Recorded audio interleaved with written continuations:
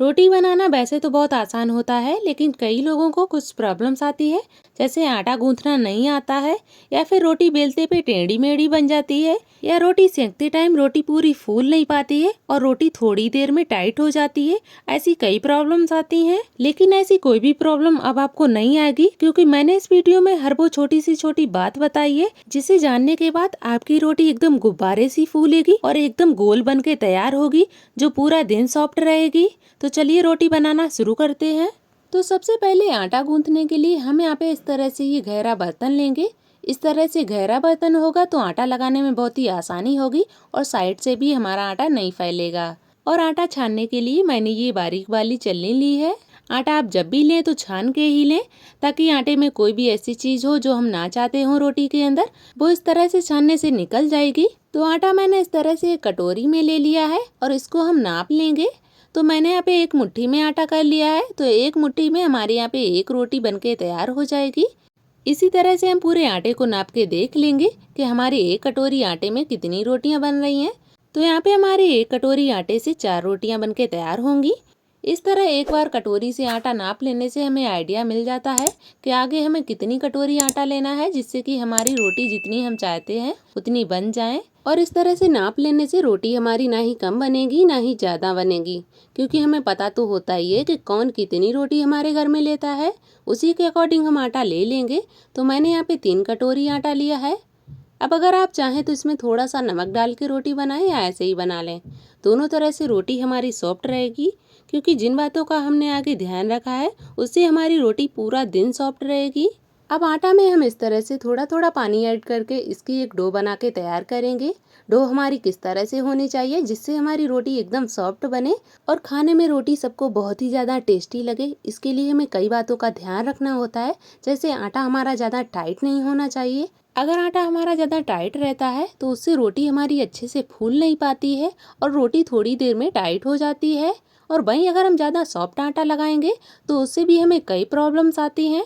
जैसे कि जब हम रोटी बेलेंगे तो रोटी बेलते टाइम हमें ज़्यादा सूखा आटा लगाना पड़ेगा, और सूखा आटा जब रोटी पे ज़्यादा लगा होता है तो जब हम उसे सेंकते हैं तो रोटी ऊपर से पीली पीली हो जाती है। ऐसी रोटियां दिखने में भी अच्छी नहीं लगती हैं और खाने में तो ये किसी को पसंद नहीं आती हैं। तो इसीलिए मैंने हर वो टिप्स आपके साथ शेयर किए हैं, जिसे जानने के बाद आपकी रोटी एकदम फूली फूली बनेगी और पूरा दिन सॉफ्ट रहेंगी। तो आटे में हमने थोड़ा थोड़ा पानी ऐड करके आटा इस तरह से गूंद लिया है। अब हमें इसे थोड़ा थोड़ा मसलना है। इस तरह से थोड़ी देर हम इस तरह से मसल लेंगे तो आटा हमारा कुछ इस तरह से सेट हो जाएगा।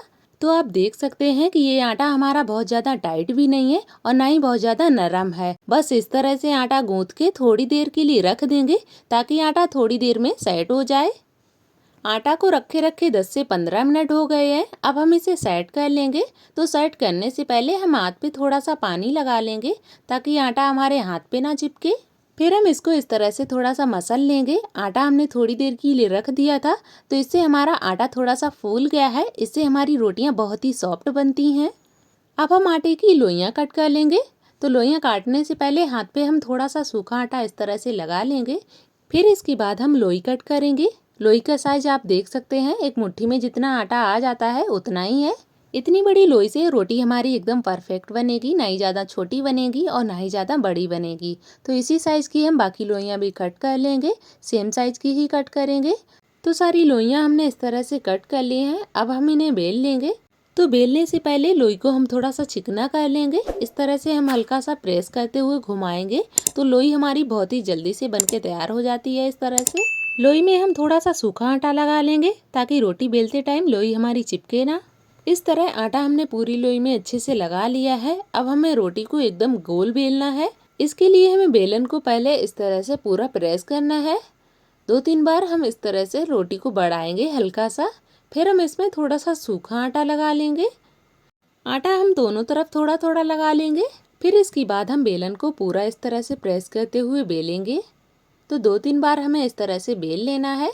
अब हम रोटी के किनारे पे हल्का सा प्रेस करेंगे बेलन को और इस तरह से इसे घुमाते जाएंगे।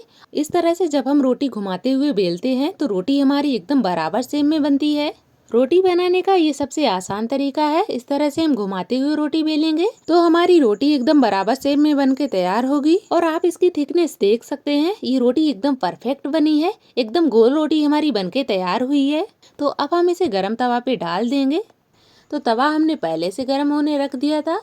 तवा पे रोटी जब हमने डाली तो ये देखिए, ये बीच में इस तरह से फूल गई है।